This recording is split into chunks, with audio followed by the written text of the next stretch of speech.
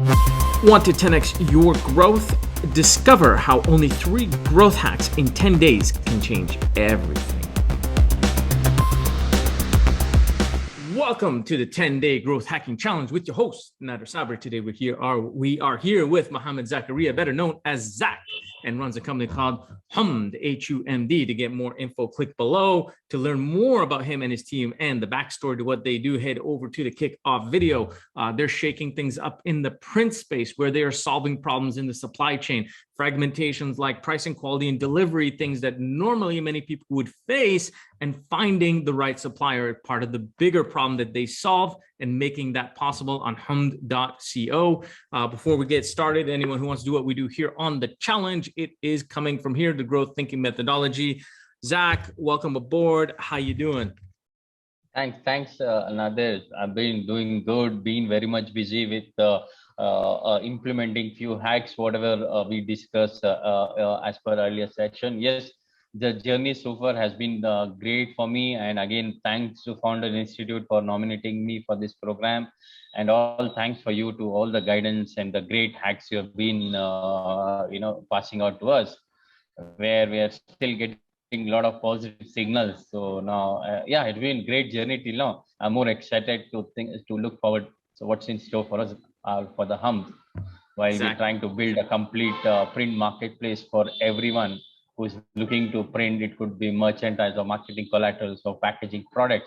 Now, not just from one vendor. What we're doing is we're getting you every vendors across UAE. Now you can pick them now based on the prices, based on the reviews, location, availability, and more. Yes, to know more, you can always visit our site, and we are always there to give a personal touch and help. Awesome. So that's what they do. Now about hack number 1. So we have an interesting thing that we're doing here in the challenge, guys. We built a foundation hack, and we're reapplying the foundation hack in different channels. He's had positive signals that are moving along in the first channel. Tell us about the second hack and how we moved the foundational hack into the second application, and then give us a bit of background, because you've had really amazing signals. I mean, and you've got some great numbers around it. So just tell us what is hack number 2, some of the results you got, and the impact that it's had so far. So hack number 2 is creating a whole of a partnership collaboration with these business centers, where we try to reach out them and see if they are okay or if they are positive about collaborating with us. Now, out of 90, we got a response. Almost around 62 were responded, out of which majority of them told yes, they're open for that, and they asked us to mail all the details. And few of them then they asked us to have a physical meet, so that they could understand better what exactly our marketplace or module is offering for their companies as well. And few of them, yes, they do have a certain loyal print companies from whom they are trying to print on regular basis. So they are very much hesitant to have a new vendor on board for the print requirements. But nonetheless, it's been a majority of the signals have been very much positive. So what we are seeing is, good thing for us is every business center has these companies, and everyone has print requirements. Excellent. That's where we go. Yeah, I think it's really interesting, because when you shared the numbers with me, over 50% responded positively. Some of them responded by like, what's in it for me, which is fine. That means they don't understand the product. Just a bit more explanation, and physical visits will help. But the remaining, which were the guys who have the loyalty to other providers, I think one of the hacks to do there is ask them who is the provider. Go contact the provider, use them as a referral, get that provider onto your system, go back to them, say, yeah, thank you for the referral. Your provider is now on the system. Let us open up a whole new world of print for you. And all of a sudden, like, they can't really say no to you at that time, because like, you can still use the same guy, and you can really see if he's competitive or not. And that changes the whole ball game. Because I think that's a really interesting way that anybody tells you, we already got a loyal, somebody we work with. Oh, that's great. Who are you working with, if you don't mind asking? XYZ Printing. Fantastic. I mean, can you please get us in touch with them? Or if you already know them or whatever it is, I mean, you find a way to use that to create a referral for you, to bring them in, and then go back to the client, be like, yeah, we've got them on board. You can now go ahead and streamline everything you need through them. And if you happen to find something else you need that from another provider, it's all in one place. So we remove, seeing growth hacking, what we're looking at is behavioral changes, right? And so if the behavior is that I'm attached to, option A, no problem. We'll bring you option A the way you like it, but in a different format. And you still can use option A, but we'll also bring you option B and C, which could help you out in a better way. And it's just a matter of time before it clicks with them. Now, the good news, that's a minority, right? Like how much we're talking about, like 8 to 10%. Seven numbers. Seven, Yes, right? yes, almost like 10%. 10%. So 10% respond like that. 50%, over 50% are, yes, we're on board. And the remaining is like, what's in it for me? And so the people respond for what's in it for me, as you need to figure out. Those are I think those are the people you need to start out with physical, because nothing beats kind of the physical touch. And we talked about kind of 3 ways to do the physical touch, right? One is get their logo on something physical, like a mug or a t-shirt, show it to them, bring in the other products that have other logos that you carry with you all the time, and then show them a mock-up like you did in the other visuals, so they can just completely understand what is possible.